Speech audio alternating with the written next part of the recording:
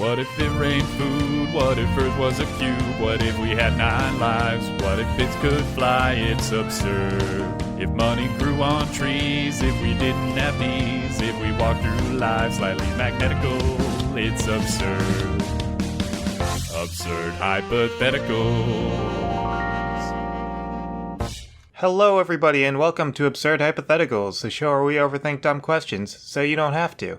I am not your host Marcus Lander because he is not here today. But I am Chris Yee and I'm taking over hosting duties. I'm joined here today by Ben Storms and special guest, Zach Bohannon. How's it going, Zach? Welcome to the show. Hey, how you guys doing? Doing good. Pretty good. Awesome. How you doing? I'm doing good, man. Summertime's always great. We get a lot of humidity down here in Nashville, which is awesome. You have to start by talking about the weather, right? That's just what you do. So, There's nothing else. Exactly. There's nothing else for us to talk about. Literally nothing else in the world. So, no, I'm doing great. I really appreciate you guys having me on. I think this is going to be a lot of fun. Hopefully, yeah. Hopefully. So, before we get started, want to just tell our listeners who you are and what you do, how we got in touch? Yeah, so I guess it start by how we got in touch is kind of a good part. I write novels, so I'm primarily post-apocalyptic science fiction is kind of why I write. I do lots of my own, but most of the stuff I co-author with a guy named Jay Thorne.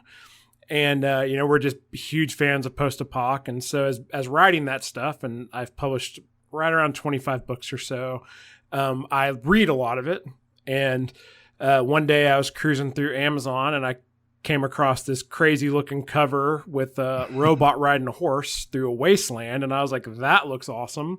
It's an eye-catching cover. It was really eye-catching. And I picked the book up and read it and loved it. And anytime I read a book I really enjoy, especially if it's a fellow independent author, I always reach out to them and let them know because I would appreciate that. And it's always good to get those emails and it's a good way to connect with fellow authors and stuff. So if your listeners have not figured out by now, I'm talking about Chris's book, Metal Chest. Yes. And it was awesome. So I reached out to him and told him how much I liked it, and we kind of went back and forth, and you asked me to come on the podcast, so here I am. Yeah, I really appreciate you reaching out. That was awesome that you read my book. Yeah, absolutely. It was like I told you. I mean, it's a great book, and it definitely kept me hooked through the whole story, which is great. And especially with independent books, really with any book, but sometimes you never know what you're going to get. And so it was good to read something that was very, very high quality. And I would recommend it to any of your readers any listeners who like reading sci-fi. It's good stuff. Yeah, I checked out your website too, and you do a lot of you have your own podcast about just indie publishing in general, right? Yeah. So I'm also the co-host of the Career Author podcast. And so basically it's a podcast for anyone who's aspiring to be a career author.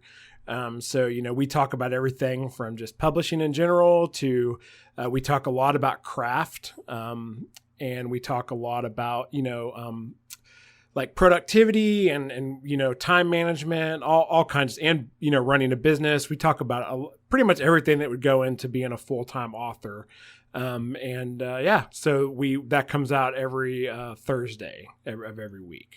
That's who I am. And that's how we met. So yeah, that's how we met. That's a lot of good stuff. And I don't know who Ben is, but I'm going to learn over this episode. I'm honestly, I'm just a guy. I don't write books. I read them sometimes. I enjoy them. I'm just a guy. He's just a random guy. They needed a third person, so they grabbed me. It worked out well enough. Right. That's perfect. Well, in addition to doing all this writing and publishing, book stuff, Zach also told us that he's into video games. He's a gamer. So we decided to do a video game related question this week.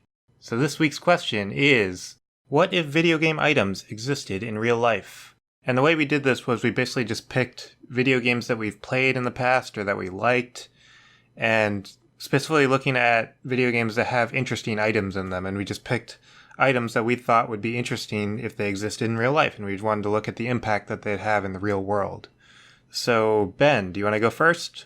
Yeah, sure. So I went with I went with the game series that has lots of very fun items, but that is the Legend of Zelda series. And specifically, I went with the Hookshot, which is it's a recurring item. It's been in a few of the Zelda games. That is kind of like a grappling hook. That's kind of the sort of go-to way to like explain it. But instead of just being something you sort of twirl and throw up and hook onto something and pull yourself, it launches out of a gauntlet and attaches something and then drags you up to it. It's basically like the Batman gun thing. Yeah, kind of like that, like the grappling gun in Batman. Yeah. It can also like pull things to you sometimes, so it's not just pull you to things. It pulls. It pulls is kind of the main takeaway there. There's pulling. Pullage. So it's really my first question when I started approaching this was, would this even work in real life? Like, is this a thing that you'd actually do? And I was actually very fortunate. There was a YouTube video I found, because I wanted to figure out, like, how much it would weigh and how fast it goes and all that. But if I could avoid it, I wanted to avoid doing the actual, like frame counting work stuff. Yeah, exactly. The actual work. You can put it that way. And there was a great YouTube video I found by this guy or guys called The Game Theorists that did a lot of that like background, like, measuring things against other objects in the world to figure out how big they were. They helped me out a lot. And so they figured out, basically, it has to be made out of steel, just because it can go into like wood and like penetrate wood. So that narrows down very heavily what metals it could be. And we know that it can work underwater, so it can't be something that rusts. So pretty much the only thing that really works is steel. And they figured out the hook itself has to weigh about 21 pounds. But then also the chain obviously has weight. And they figured out the chain is about 65 feet long. This was in Ocarina of Time. That's the one they specifically used, which is actually the long shot, not just like the regular hook shot, but, close enough. Is it longer? It is longer. Like, does it have a longer reach? I think it's roughly twice as long is what it says in the game. Huh. Definitively. Like, for some reason, the description points out that it's twice as long as the hook shot. I don't know why. But it's basically a 65-foot long, half-inch diameter steel chain with a 21-inch weight on the end. And that chain also weighs another 169 pounds. So you're looking at about 190 pounds. Wow. That is really heavy. Which is really heavy, which is also really impressive because Link just like runs around with it in one hand. I was going to say, time. like carries it with the 15 other items he has on him. Right, exactly. Like clearly guy must be jacked, but sort of the issue we run into here is that we also know pretty much how like fast it can go, because that 65 feet, it travels in about 1 second. And 65 feet is about 20 meters, so that's 20 meters per second. And most importantly, after the first like tenth of a second, it moves at a constant speed. So all the acceleration is right in that first tenth of a second, which means that the acceleration is about 200 meters per second squared, which is roughly 20 times the acceleration of gravity, and around double the like turning acceleration of a fighter jet. And now that we know the mass of the chain and the acceleration, we can find the force of it, like when it fires out, which is a little over 17,000 newtons, which is just under the bite force of an adult great white shark. And very importantly, because of, Newton's third law of motion, which always comes back to bite us in this show, that same force is going to get applied to you when you use the hook shot. And it's another important frame of reference for forces. Human bones start breaking roughly around 12,000 newtons. So just when initially firing it, you're probably going to break most of the bones in your arm. But is it worth it though? Well, so here's the other problem, is that that's just actually launching it, because this is going to hit something, and it's going to attach, and then it's going to pull you with roughly the same acceleration. So it's going to break your arm and then pull it off. So importantly, it's probably not strong enough to actually pull your arm off. It will dislocate it, but probably not actually tear it off. So you have that going for you. Well, that's good. The one bad thing is that in addition to this like multiple bone breaks and dislocation, you will experience for that tenth of a second roughly 20 Gs, which is a lot. It probably won't kill you. Really? Apparently there's been like obviously a lot of training with regards to like spaceflight and stuff with how many Gs that, humans can live through. And with training, a human can sustain 20 Gs for about 10 seconds before death. So you probably won't die. However, in those same experiments, they found that with about 1 second at 20 Gs, you would get like permanent spinal damage. And also that was enough G's to like start breaking the blood vessels in your eyes and causing permanent blindness. Jesus. All right. So long story short, the hookshot you should probably not use because it will probably, if not actually kill you. Because we're also, by the way, assuming that like when you fire this, you don't just go flying backwards into a wall or something, which is probably what would happen. But even if it doesn't kill you, it probably is something you would prefer. Let's be honest here. But we're going to sort of take all that aside. Now that we've done the less fun thing, let's do the more fun thing. What if it actually did work? What if we actually did have this chain, you know, that could just pull us 65 feet at a time very quickly? And not critically or injure you. Right, exactly. We're gonna go with that hypothetical. I'm actually really sad. I don't think it's actually all that useful, guys. It's funny you said that because originally I was going to talk about the hookshot, and after your whole scientific explanation, I'm glad I didn't, because I would have not gone through all that, got all the information, and that was actually really fascinating.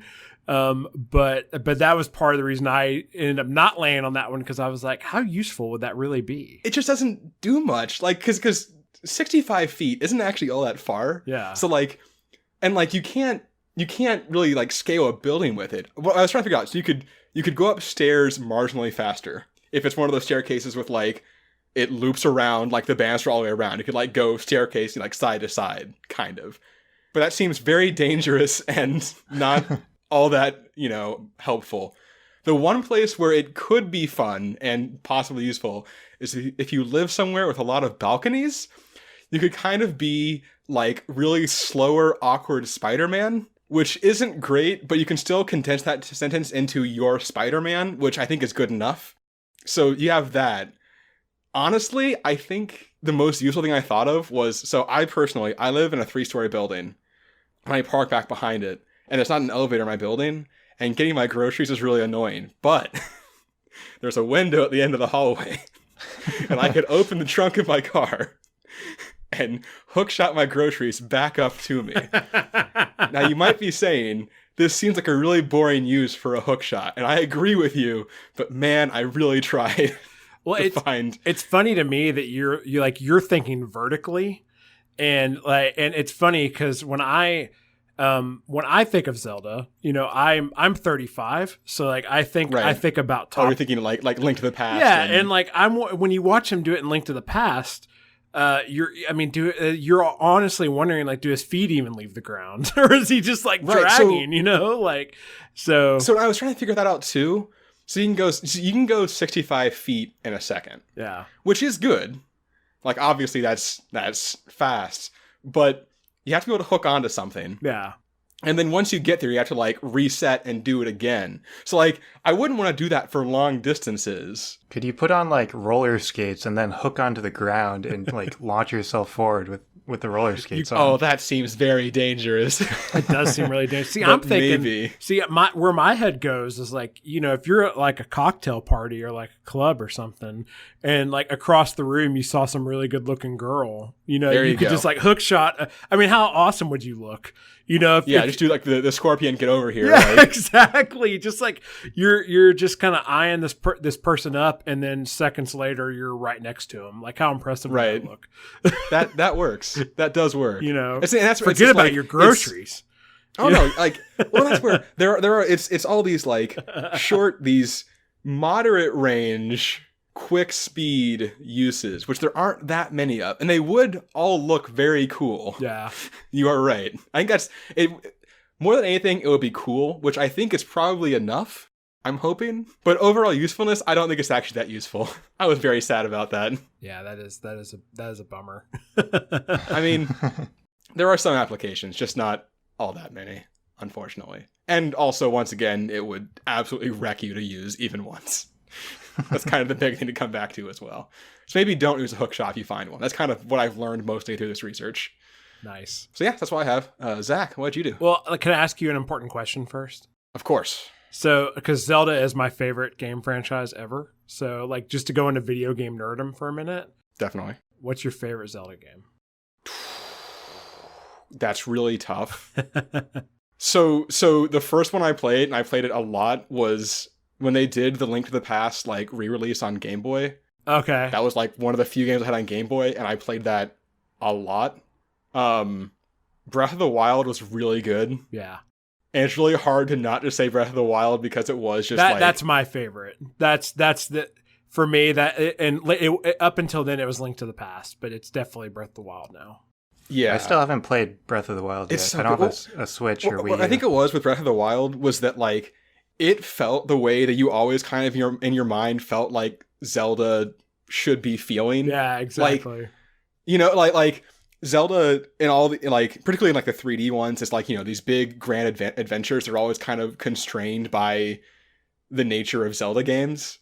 And it kind of just like managed to take that essence of what it like always felt like in your head, you know, when you thought about playing a Zelda game and just made it like all that. Absolutely. Which is a really cool experience. Yeah. See, I really like Wind Waker. Wind Waker was great. Yeah. Wind Waker was Wind really Waker good. is awesome. Yeah, Wind Waker's an awesome one. Yeah, for sure. Yeah. Yeah, for me it definitely goes Breath of the Wild and then Link to the Past. And I got to tell you, like, I don't know if you guys have heard of the new Zelda game just came out that an indie developer did, Cadence of Hyrule. Yeah. But oh my god, it's awesome. I need to play really good. Yeah, it is so the music is amazing, like, and it's just I actually played Crypt of the Necro Dancer, which is like the original game I played they it did. a lot. Yeah. I heard it's pretty hard. It is. Yeah, Crypt of the Necro Dancer is really hard, but Cadence of Hyrule, they definitely scaled the difficulty back a little bit because I think they knew like that they were going to get a lot bigger audience, obviously. But it's amazing, and it's just really cool to see a company like Nintendo give a property like that to an indie company, and you're wondering like, well, what are they going to do next? Like, please give Metroid to an indie company and let them do a 2D one. You know, like that's what I'm thinking. Oh God, yeah. Yeah, I'm like, please let an indie company do a 2D Metroid. That's where my head's at. You know, but anyways, I didn't want to throw everything off the rails, but I had to ask. No, of course. It's an important question. And I'm really proud that neither of you guys said Ocarina of Time because that's the answer most people get. That's the easy answer. Come on. Yeah, I think if Marcus was here, he'd probably say Majora's Mask. He would probably say Majora's Mask. Interesting. So I said that Breath of the Wild that's like my favorite video game of all time. So, ironically, my second favorite video game of all time is the game I'm going to talk about. And even more ironically, they came out a week apart, which is crazy. So my item I chose is the focus device from Horizon Zero Dawn. Great game. Fantastic game. Like, I still need to play it. It's funny enough, it's actually, it has a lot of parallels to Breath of the Wild. Like even I heard that definitely back when they did come out so close. Yeah, I remember definitely hearing that. It's almost creepy how close they are because you've got like you know, there's machines out in the wild that you have to kill, and it's a post-apocalyptic world, and you know it's very, very similar. The one thing I would say though is that I mean, Breath of the Wild I would definitely say overall is a better game, but Horizon Zero Dawn, like the story is like 100 times better. So that makes sense, yeah. But like I cried at the end of that game; it was amazing. But anyway, so I chose the focus. And you know, funny enough, this is one of those things like this is not that far from reality, like from where we actually are, which is really interesting. But basically, for anyone who isn't familiar with this, in this game, you play a character named Aloy, and this is like thousands of years after that mankind has basically like been taken out, and there's all these machines that live out in the wilderness, and people have like, there still are people, but they've been basically devolved back into tribes, and there is still technology in the world. They go into these caves and stuff, and there's still a lot of like computers around, and but it's very post-apocalyptic, so there's like vines everywhere and stuff, but it's really primitive. It's a really cool concept. So early in the game, when the main character Aloy is a child, she finds this item called a focus, and it's like a little triangle looking thing that she puts near her, like on her ear, and it's basically augmented reality.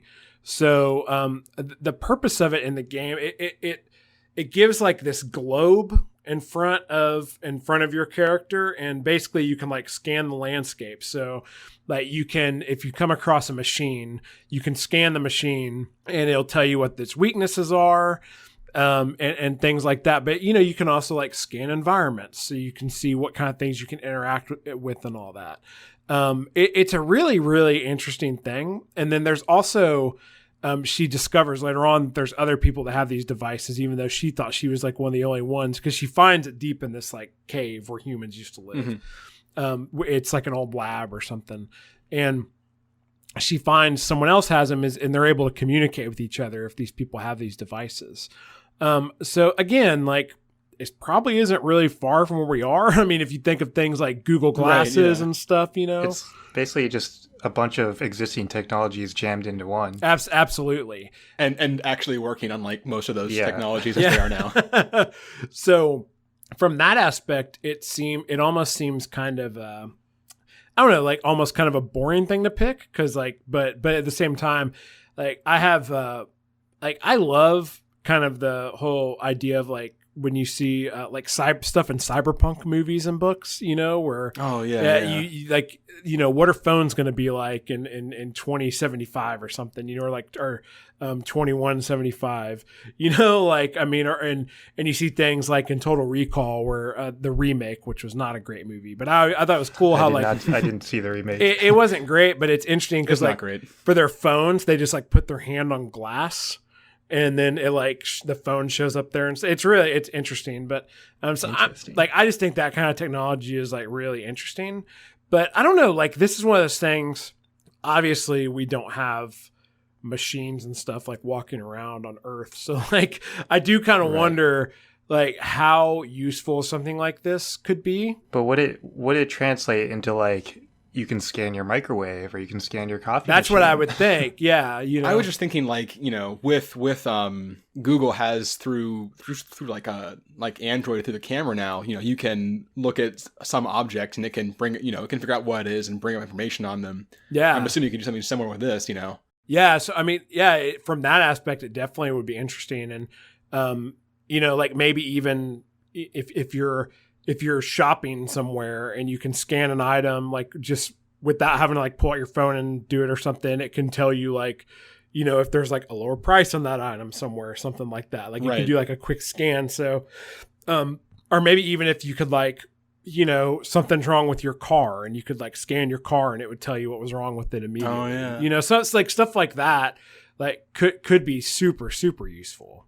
I don't know. What do you guys think? Like, I mean, it seems like... I mean, like everyone has a phone. Would you be able to like scan everyone's phone and like learn stuff about them? That's kind of creepy, actually. Well, well, here's a question too, though. Like, would we have phones if we had these? Yeah, if everyone had one.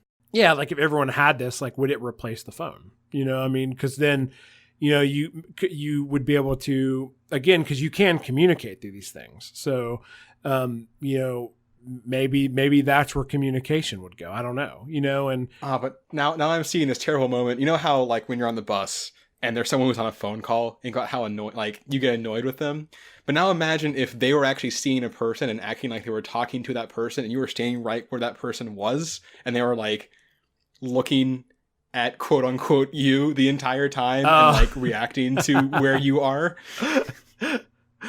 Yeah, but just everyone's doing that. There's definitely a lot of creepy ways you could take this for sure. You know? Oh yeah, definitely. It's pretty easy to go creepy. Absolutely. You know, but yeah, you know, like I think about things like with it. You know, another. You know, you can. It'll also like. Here's another aspect. So in the game, another thing it'll do is it'll reveal the location of animals.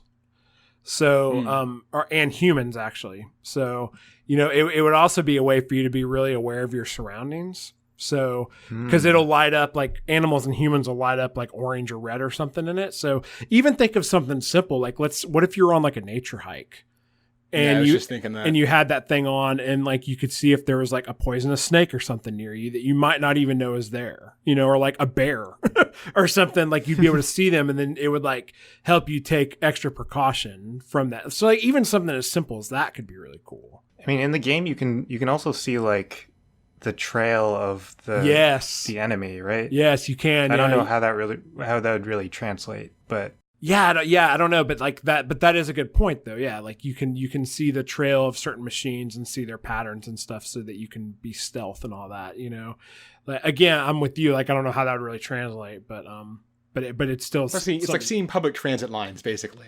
Yeah, maybe something like that. That's the modern equivalent. Yeah, that's a really good point. That would be like, because those follow the same line, you know. Yeah. But you know, if you're even being able to see humans is really interesting, because you know maybe you're in an area where I can't think of a good example off the top of my head, other than like, you know, it'd be really interesting for soldiers, you know, in war and stuff like that. I mean, that would be interesting. You know, you're going through like a building and you'll be able to easily see if like people are in there or not, you know, and almost like an infrared type thing. So yeah, no, I think there's definitely some interesting possibilities. And again, unlike the Hookshot, it's almost like, it's kind of scary because we're probably really close real. to this. Yeah. You know, I'll tell you another, one more cool thing about it is there's points in the game too where, because it takes place in like post-apocalyptic Colorado and I think Wyoming or something, like a couple of those states are up there, but mainly Colorado. And there's points in the game where you can come across like a ruin. So for say like Mile High Stadium, the football stadium in Denver, you actually come across that in the game and you can barely tell what it is, but then it allows you to scan it and it shows you what it used to look like. So that would almost be cool too. If you're like, you know, what if you're, let's say that you run a company that does like tours in ancient Rome or something. Oh, wow. And then you could like give people all these devices and they could scan it and it would be, you know, they could see like, oh, well, this is what it used to look like right here. Like this building used to be here type of thing. Like something like that could be awesome. Basically just see the past, right? Yeah, exactly. Yeah. You basically see the past. Like something like that could be amazing. Yeah, definitely. It'd be very useful for like detective work. Mm-hmm. That's a good point too. Yeah. Something like that could be really interesting. So that was mine. You know, and again, like I just kind of went to one of my favorite games and, it was just, that I think that would be a really interesting thing to have. And again, probably pretty close to reality. So I don't have as much science stuff as Ben did. Okay. So when I was trying to come up with a game to look at, I kind of got on the E3 hype train. I was going to ask. Yeah. That was the first thing I thought about when I saw yours. I was like, oh, it's like, yeah, he must have been watching some E3 and gotten really excited. Yep. Yeah. So if for anyone who doesn't know, at E3, well, Square Enix they're actually making a remake of Final Fantasy VII, and they showed off a ton of it at E3. After years of people thinking it was canceled. Yeah. Right. Too, so. They've been working on it for a while, and they've like teased trailers and then just like silent for years. I think they had some big time development issues, and then they just went Probably. silent. Yeah. So it sounded like they had to like scrap everything and restart a couple of times. Well, because didn't they first tease it on like PS3? I think they think did. so. It was a Yeah. while, but I think it was like 6 or 7 years ago. It's been At least, a while. Yeah. But yeah, one of the main weapon in that game is the Buster Sword. And the Buster Sword is basically just a giant, ridiculous sword. It's a stupidly big sword. Yeah, it's a very stupid sword that the main character, Cloud Strife, uses. And you've probably seen like the iconic picture of just him with the sword on his shoulder. Yeah. And I wanted to see what would what if this sword existed in real life, how practical would it be? I kind of went the Ben route of this. I think it's pretty obvious right away that it's not practical, but I wanted to see how impractical it was. So to start out, I looked at like the largest usable sword in history that I could find. And what I found was a Zweihander sword, which is German for two-hander. Huh. And it was wielded by Pierre Gerloff Donia, who was a Dutch pirate in the 1500s, early 1500s. And the sword itself was 7 feet long, and it weighed 15 pounds. Okay. They said that he could like behead several people within one swing. That's how like strong he was. That doesn't seem very heavy. Yeah, it doesn't seem very heavy. For a sword that big. Yeah. Yeah, 15 pounds doesn't seem heavy for like a dumbbell, but if you think about it, if you like pick up a sword, the weight is all like away from you. It's all down towards the end, exactly. That's a good point. That's a really good point. Okay, yeah, good point. So, yeah, this guy was like super strong. They said that he could bend a coin by squeezing it between his fingers. just to give an idea of how strong he was. So basically, I think this is kind of the upper limit of what a usable sword is this 7-foot long, 15-pound sword. That's fair.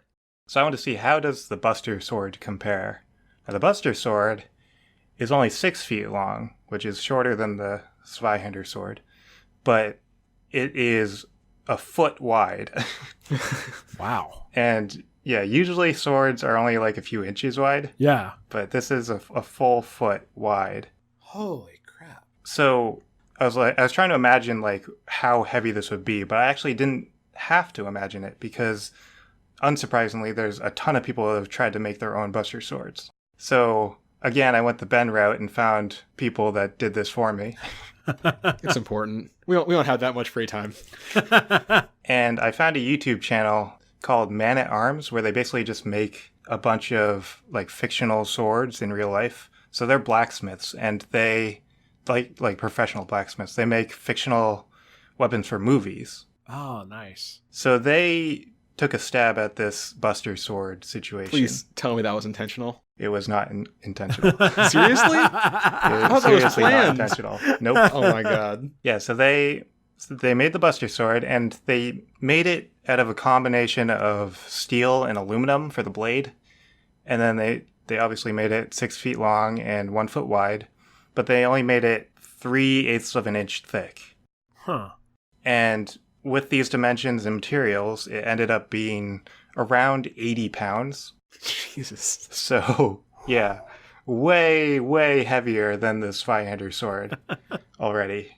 They were trying to like pick it up, and they had trouble picking it up. They needed like 2 people, and then they couldn't really swing it. They just had to like let it drop onto whatever they were trying to cut. Right. Yeah, so that was 80 pounds.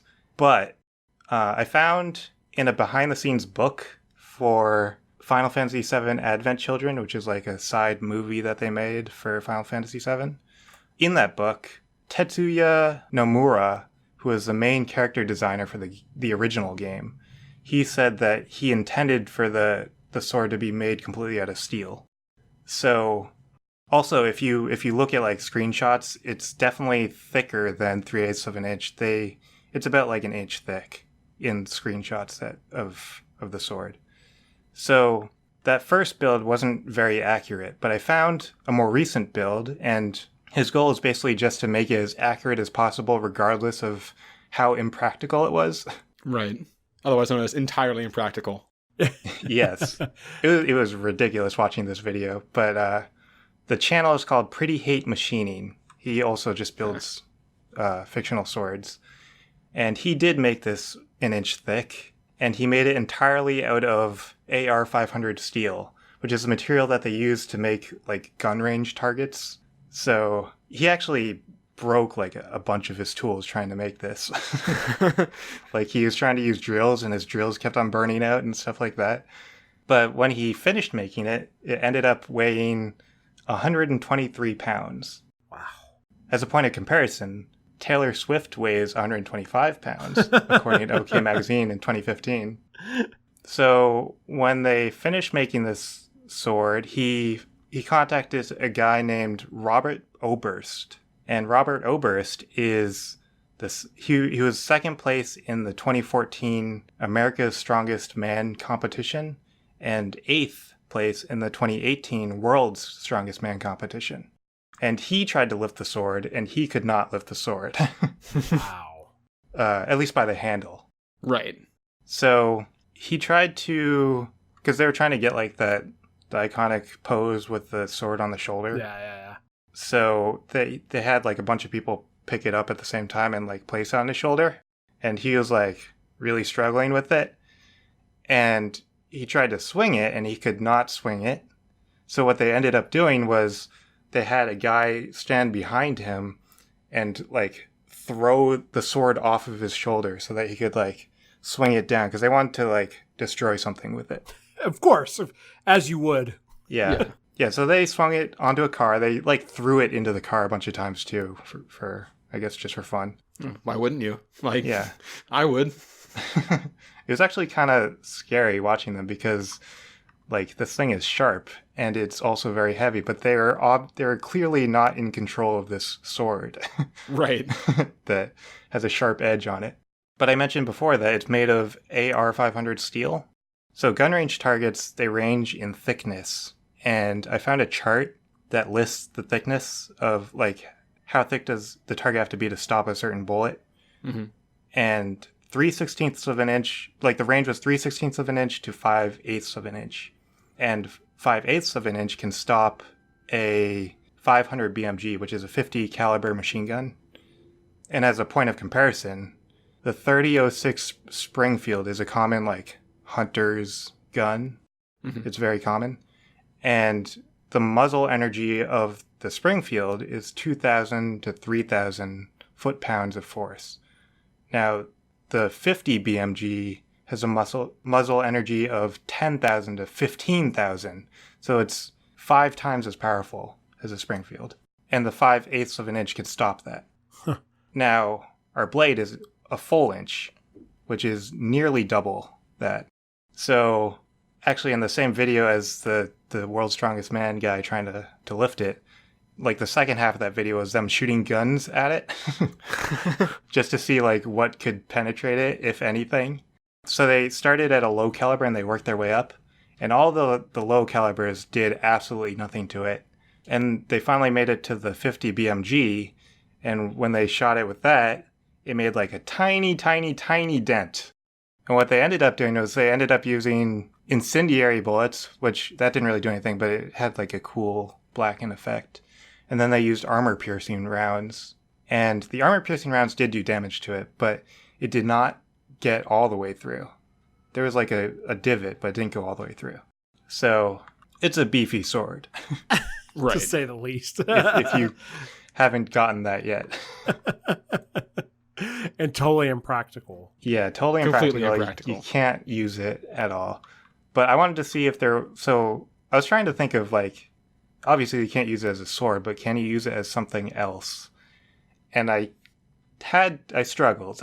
Yeah. I thought about maybe like a guillotine, because like a guillotine is sort of, the blade of a guillotine is about the same weight. It's a little heavier actually. Oh, Wait, seriously? really? Yeah. Wow. They need the weight because they want to like chop it off in one clean. Well, I guess it's just gravity fed, so Yeah. yeah. All right, fair But enough. the thing with the guillotine is that the blade is slanted, and they do that because it slices instead of chops, and slicing is better for cutting heads off, I guess. And the Buster Sword is not slanted, so I think a normal guillotine would just be better than the Buster Sword. Way more efficient for decapitation. Right. Yeah. I also thought about maybe like bringing it into space, because then weight wouldn't be an issue, and you could swing it around no problem. Yeah, cool sword tricks and whatnot. It would Yeah. just look awesome, if anything. Right. Which I guess you could do that. I don't really know any practical use in space. I also feel like you're going to run into a very, very severe momentum issue very quickly. Right, because it's like the same weight as you, basically. Right. So if you swing it, you're You're gonna, gone. Yeah. Well, you're not throwing it, so you're not going to like... I don't know exactly how it would work. I think maybe like the bottom of your body would swing upwards, and you might hit yourself. I don't think you can stop it either once it gets going. Yeah, probably not. Yeah. So don't do that. Yeah, so not a good idea. I did not have any other ideas. I don't know if you guys have ideas. I cannot think of anything. So basically the question is, what do you do with a 120-pound piece of metal? Yeah, that's sharp? right. It's bulletproof and it's sharp. It's two qualities, Yeah. and it's heavy. Um, It's really not efficient for anything. it's not really practical for basically anything, huh? No, I mean, I think that like Chris came to the most. I mean, I think the guillotine is the first. Like that's really logical. As close as we're gonna get. Yeah, Yeah. it's probably the um, closest. Other than it like looking really cool above a fireplace. Like I don't know. Yeah. I don't know. Decoration. Yeah, exactly. Like Yeah, because there are swords that are bigger than that that Zweihander sword I was talking about before, but those are all decorational, and they use them in like parades and stuff. Yeah, So yeah. I guess they're you could do that. impractical for any type of actual like combat or anything or whatever, you know. I I don't know. trying to imagine like a fencing match with two Buster swords. I I tell you what, It's just like 10 minutes of grunting. I tell you what, this whole conversation has me thinking is, do you guys remember a few years ago there was a show on Spike TV called Deadliest Warrior? Do you guys remember that? Yes, I do. I watch that all the time. I'm really, this makes me like really wish they would have done like Link versus Cloud, and they could have like recreated a lot of those weapons to see if they were practical. Hookshot versus Buster Sword. Oh my God, it would have been awesome. Like, or Master Sword versus the Buster Sword or whatever. Like, but it was just cool how they would like recreate those weapons and stuff. I don't know. Like, They did do fictional stuff. They did like they did zombies and vampires, and I'm actually looking at it right now because I was curious about that. Like, but yeah, most of them were like historical figures against each other or historical groups. But yeah, like, I don't know. That would have been awesome if they'd done a video game one. That was a really missed opportunity. I'm actually surprised they didn't. They did not. From what I can see, really the only fictional thing they did was zombies and vampires, and that was the very last episode of the show. Funny enough. Well, if only they'd had more time. Yeah, exactly. Yeah, but yeah, that'd have been awesome. That was a missed opportunity. I do not know what you use a Buster Sword for. I don't either. I have zero idea. Okay. Well, either way, you can still buy the sword if you want, even though there's no use for it. It costs $5,200. Jesus. But this guy actually, he makes them to order, so if you order it, then he'll make it for you. How much does shipping cost? I have no idea. He shipped it in a rifle container. Wow. That makes sense. There's going to be some really like rich cosplayers going to buy that and be really disappointed when they can't pick it up. Right. That's what's going to happen. He makes like a ton of other stuff too. He made like a tungsten cord Thor hammer. Oh, wow. That's awesome. Now I'm just imagining though, like people getting that and being disappointed for some reason. I'm going to be the coolest kid at my Smash Brothers party with the Buster Sword, and then you can't even get it there. You can't pick it up. No, you have to come to my place. Right, exactly. I'm hosting. Oh, that's funny. Okay, so yeah, we answered the question. Next is the Would You Rather. And this week's Would You Rather is, would you rather always have to dance when you're in public or always have to sing when you're in public? I feel like we've had some similar ones to this in the past, where it's really a question of you're going to be incredibly annoying no matter what you choose. Right. And I think sort of similar to those other ones like this, I think my first question is, what can I do to like mitigate both of these? Singing, you don't have much of a way out. You're going to be super annoying and like obviously annoying. I think if you have to dance all the time, you could at least just like put earbuds in and sort of put them into a pocket and act like you're listening to music, and people would still think you're really weird. Like, don't get me wrong, people are going to think you're super weird. That's unavoidable. But at least like they'll be like, okay, he's listening to some banging tunes. Like, there's an explanation that their mind can give for that. I feel like dancing all the time will get really tiring, though. Counterpoint, your cardio is going to be excellent. See, so you actually just stole my thunder. That was mine. Yep, sorry. No, it's fine. It's fine. Like, go for it. If you have elaboration. No, like my answer is super practical and to the point. I'm a fat kid. I'm going to dance so I can lose weight. Like, that's there you go. Like, I would dance all the time. Like, that would, and I'm a terrible singer, and I like the idea too. You could totally put headphones in and you'd look a little crazy, but people be like, they'd get it, you know? People just think you're really passionate. Yeah, absolutely. Right. Like that dude loves life, and he is just dancing everywhere. And then, you know, they see me a couple weeks later doing it again. They're like, oh, is that the same guy? Because he's like way skinnier now. So but then you gotta, like, that's not gonna stop ever. So you're just gonna keep on getting skinnier and skinnier. Eventually I can just eat more, at least, I guess, and like, yeah, exactly, balance it off. You know, it becomes a selling point. I mean, eating and dancing doesn't sound like the best most comfortable combo. Oh, I guess that's true. I guess you would have to dance while you eat because you're dancing all. Well, it's only in public. I just won't eat in public. Yeah, either way, you can't go to restaurants anymore. Yeah. That's just a given. Right. Yeah. You can go to, if there's like a bar that serves food and has like nights where they play music and people dance, you could go to that and people would once again think you're kind of weird if you're dancing while eating, but at least like both things are happening. At least you can dance while eating. You can't really sing while eating. Right. Go to like the roller rink and just like eat Yeah. roller rink hot dogs and just dance. There you go. I do feel like dancing is more dangerous though. If you're trying to do like important things. That's a good point. That is very true. That is true. That's a good point. But singing though at the same time, like singing would also limit places you could go. Like you couldn't go to the You library. can't go to the library. right. And I go to the library a lot. So it's like Right. that would be a huge bummer if I couldn't go to the library, you know.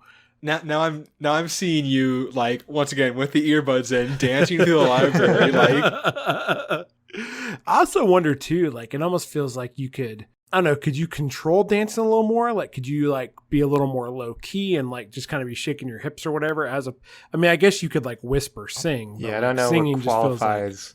I feel like we have to go all out. Like you have to be fully committed to your dancing or singing. Okay, that's true. That's a good point. Yeah, I guess you can't start adding in all these little variables. So either way, I'm still dancing. I think it's dancing. Yeah. I think that's definitely the way I'm going. Chris. I'm on the fence. Oh man. We haven't had a consensus in a while. Yeah, I know.